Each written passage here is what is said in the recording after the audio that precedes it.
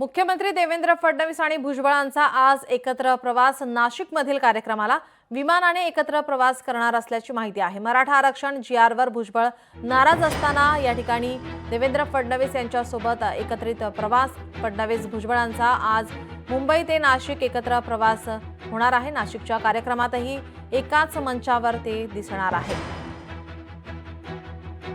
आपले प्रतिनिधी चेतन ननावरे आपल्यासोबत जोडलेले आहेत। चेतन, छगन भुजबळ हे नाराज आहेत आणि अशा वेळेस आता आपण पाहतोय नाशिकच्या कार्यक्रमामध्ये मुख्यमंत्री देवेंद्र फडणवीस आणि छगन भुजबळ हे एकाच मंचावर एकत्रित दिसणार आहेत।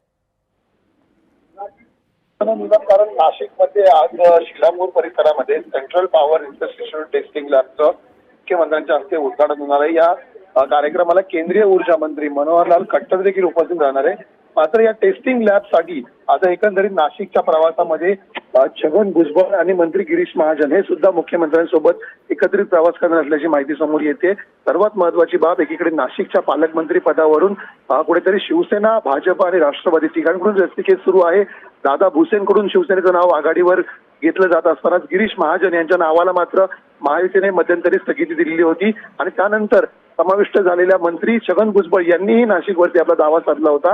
त्यामुळे अशा परिस्थितीमध्ये एकीकडे तीनही नेत्यांमध्ये मतभेद असताना आता मुख्यमंत्री या दोनही नेत्यांना एकत्रित घेऊन प्रवास करणार आहेत। परिणामी ही नाराजी महायुतीची होती ती कुठेतरी दूर होताना पाहायला मिळते आणि त्यामुळे नाशिकच्या पालकमंत्री पदाचा तिढा आता सुटणार का याबाबतही चर्चा सुरू झालेली आहे। जी, धन्यवाद आपण दिलेल्या या सविस्तर माहितीसाठी।